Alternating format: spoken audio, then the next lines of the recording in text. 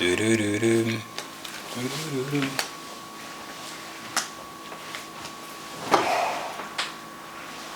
Karibu sana watazamaji wenzangu, karibu kwa kipindi hiki cha Lala Salama. Weekend inakaribia, jumuika nami katika mtandao YouTube. Unijua Jesibet kutoka sehemu za Oregon.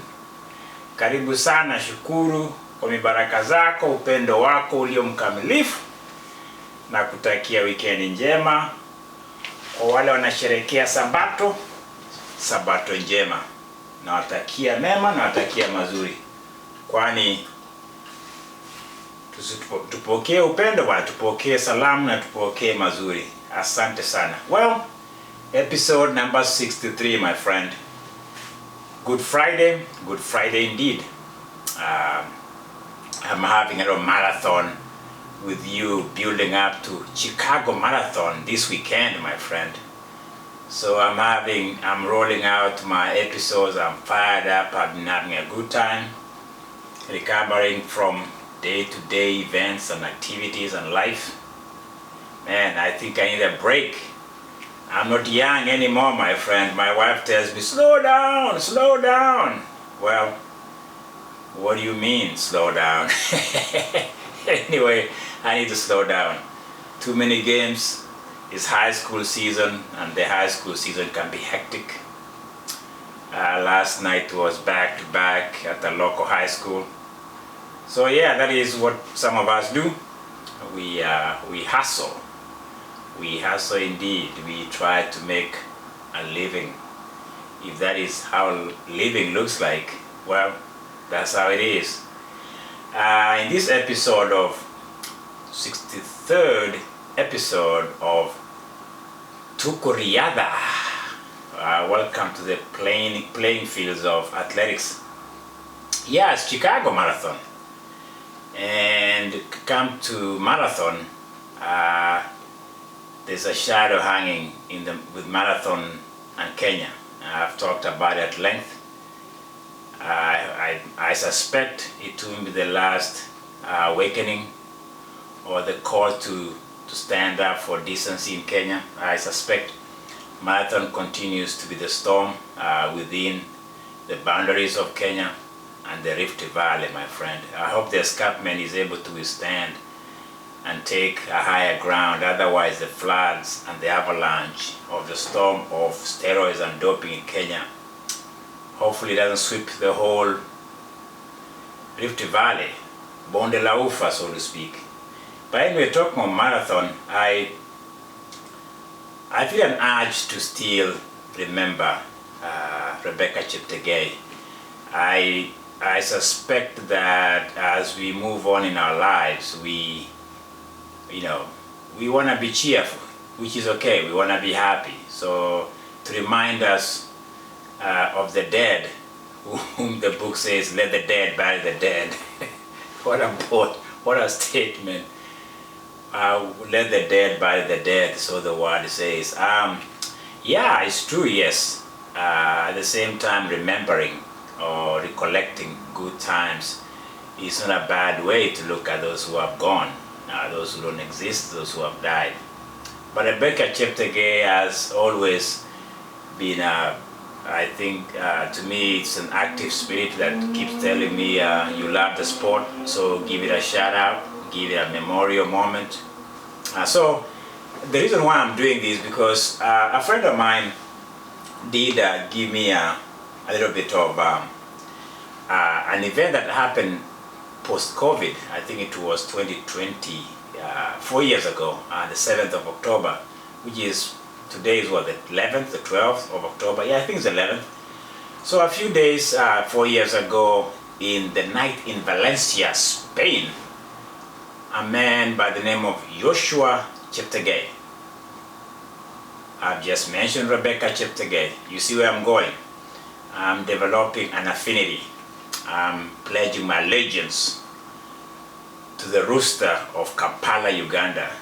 I've crossed the border illegally.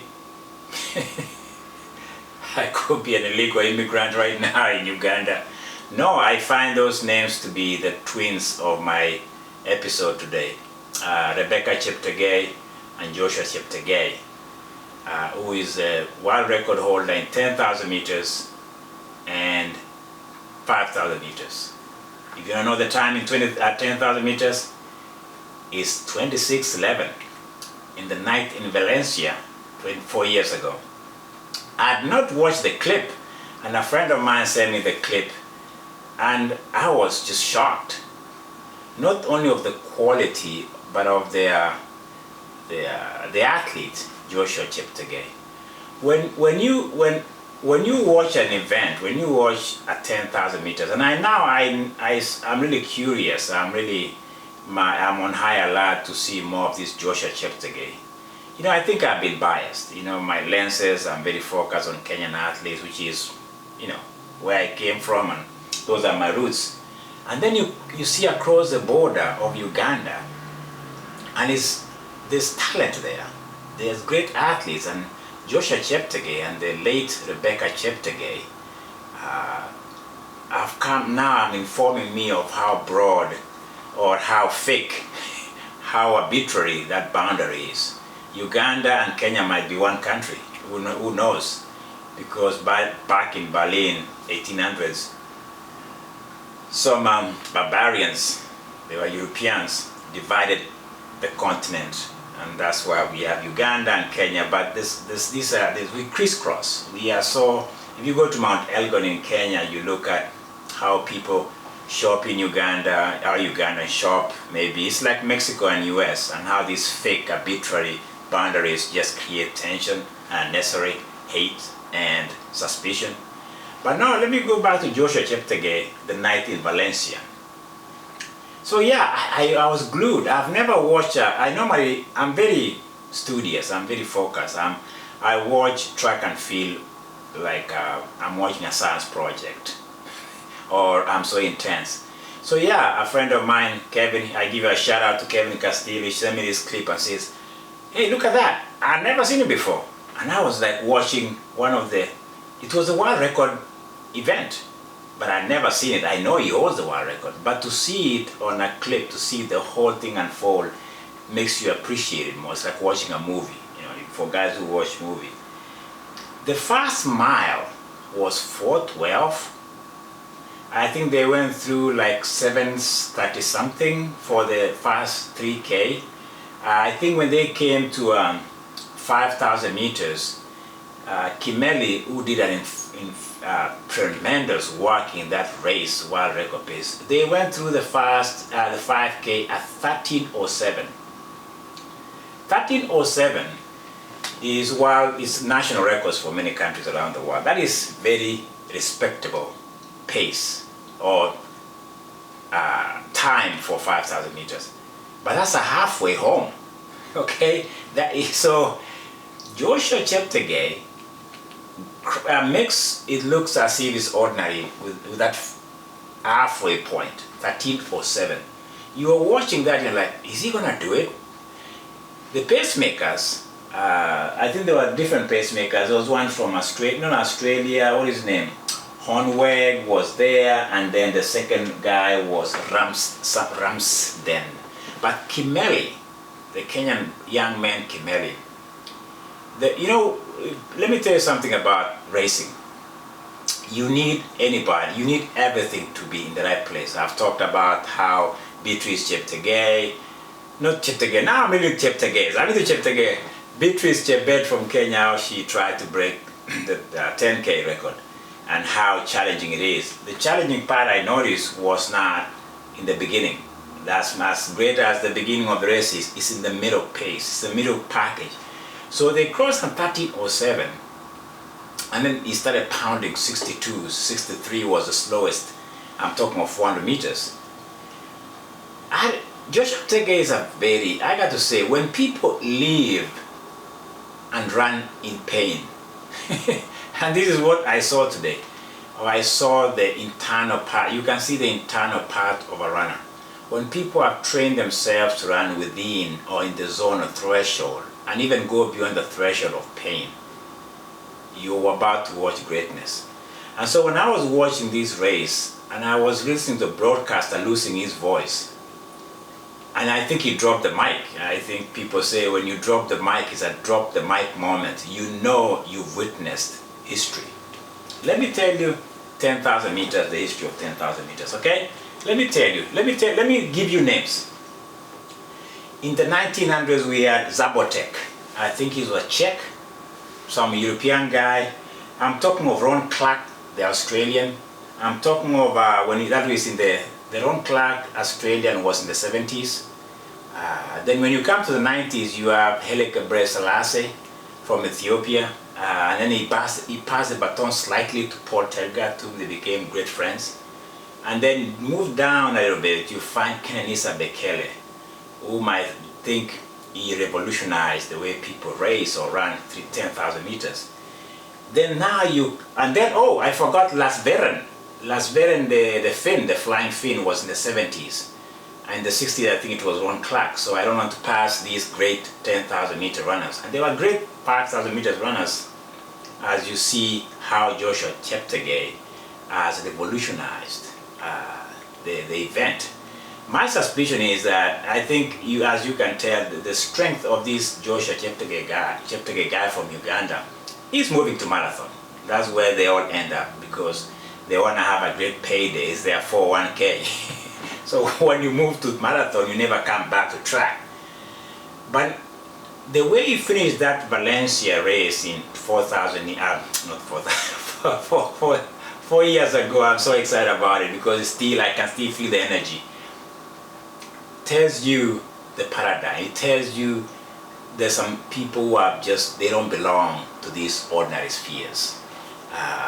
26:11 for 10,000 meters. That's 25 laps around the track at 62 to 63 seconds per lap. Okay? Go try that, my friend. If you're watching me, I talk a lot. Why don't you practice some of these things? Because the pain, the intensity, the focus was phenomenal. And so the history, I'm telling you, the upstream heroes, the people who have done this, and to see Joshua Jeptegei in this podium or in this Mount Rushmore again of athletics, and him breaking the world record 4 years ago, has made me even appreciate this week research and understanding of what running is all about. Is seeing the soul, seeing people running and living in pain, and yet they're still smiling. That's always a phenomenon. Talking of smiling, I think I was here with my wife watching Beatrice Chebet, how it's as if a fly could go by her face and doesn't distract her. That's how focused it is. She was, and how we started calling her. She's in the zone. She's in that zone. And even watching Jeptegei, Joshua, in this 4 years ago world record of 26:11, I think he had broken 12:35 for 5,000 meters. He had broken that a few weeks ago before this. And to see him do that makes me appreciate this talent more than I did before. I talked about him during the Paris Olympic, of how crafty and what I call his emotional intelligence is supreme. You can tell he's well spoken, by the way. I think that's one thing I appreciate about people who are at that level, where they don't just run. You can see the intelligence behind what you are watching. And to me, that's admirable. I hope I represent him well in this episode 63. But more than that, I want to bring Rebecca Jeptegei and Joshua Jeptegei. Whether they're related or not, I don't think they are. But the last name of Rebecca, the late 33-year-old mother, daughter, and Joshua Jeptegei made me appreciate this Good Friday today, as we look forward to the marathon in Chicago this weekend, hoping that we will never forget, and we always have to look back, because that's all we have, and celebrate and appreciate. Because it's interesting too that Chicago Marathon would dedicate a moment of silence for Kelvin Kiptum, who passed away in a car accident, I think this year or last year, down in those areas going to Iten, Cabernet, Eldoret, going up there. Yeah, the young man who was the world record holder, a few months later he was not with us in the marathon. I think he beat Eliud Kipchoge record of 2 hours. I don't know, guys, marathon is an incredible event. But yeah, Chicago Marathon will have a moment of silence in memory of Kelvin Kitum. May I remind Chicago that Rebecca Jeptegei should be included in this memory, if that's okay with them. But for me, if Chicago cannot do it, I'll still highlight the death and the world record